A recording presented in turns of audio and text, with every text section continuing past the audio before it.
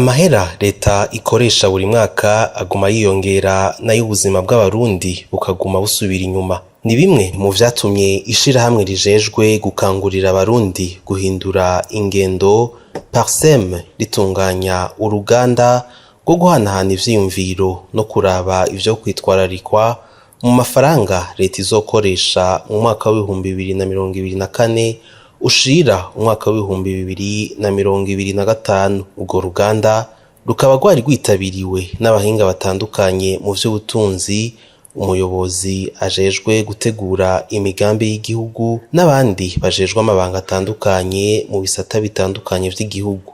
Ivyo bikaba bimenyeshwa na Faustin Ndikumana arongoye ishirahamwe rijejwe gukangurira abarundi guhindura ingendo PARCEM. Haraciye imisi itari mike hariko haratogwa amategeko ajejwe amafaranga leta izokoresha ku mwaka. Amahera akaguma yiyongera, amatagisi atozwa gutwariza amatagisi mashasha, bakatubwira ngo mbere ngo amahera ngo yatojwe ngo ni menshi.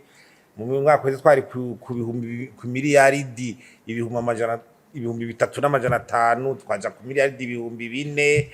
Hirya y'ejo mwaka wahera twari nko ku miliyaridi ibihumbi 2. Mugabo ukabona mu buzima bwa misi yose bw'abarundi umenga ibintu ntibivaho biri, ukamenga ahubwo bitera bisubira inyuma. Bwa bukene butera bwiyongera, agashomeri, vya bitoro bitera bibura uko bitahora, amahera agaciro atera abura, ibyo dushorera hanze bitera bigabanuka, ibyo mu burimyi ibiciro bitera biduga. None uko none izo nteguro ziriko zifasha iki umurundi?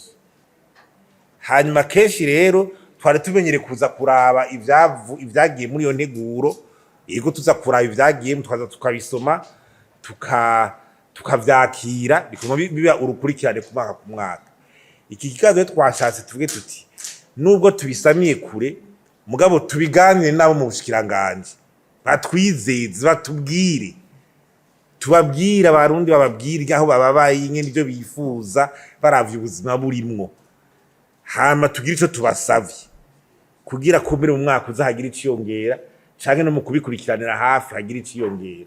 Aramenyesha kandi ivyo leta ikwiye gushira imbere mu bijanye n'amafaranga leta izokoresha mu mwaka w'ibihumbi 2024 ushira umwaka w'ibihumbi 2025. Mu bisanzwe utegeza kuja imbere bwa mbere ni bisata biba bijejwe gukura ubukene mu gihugu bijanye no kugwiza umwimbu. Hacaba ico bita rero mu gifaransa bakita agrandissement de l'espace budgétaire. Espace budgétaire ucugenda ukaraba ivyo tokwita amadepense adakenewe ukayagabanya, adakenewe ukavuga uti nyimba twirirwa turagira imisi mikuru aha ibi tubihagarike, nyimba twirirwa turaduga mu ngendo zidakenewe tubihagarike, nyimba hari abantu amahera aja hana adakontorwa tuyakontorore. Ugaca usanga urikuruka amahera menshi apfa ubusa, ukaraba n'ayandi naho bayongerera washaka naho watoja ayandi n'imfashanyo yaje, ugavuga ati aya rero ngira ndayatware kugira amabara akogwe neza, amazi meza aboneke kandi bigaragare, amatara aboneke mu gihugu, abashorera ibintu hanze bashigikirwe, amadovize yiyongere, inzego zije kugwanya igiturire zishigikirwe, dukontorora amahera ntanyonogwe.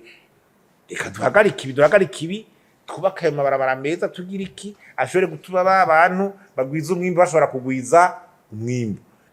Tubibutse ko integuro igenga amafaranga leta izokoresha mu mwaka w'ibihumbi 2024 ushira umwaka w'ibihumbi 2025 yemejwe ku wa 13 ruheshu uno mwaka. Ayo mafaranga akaba yiyongereye ku bice 15%.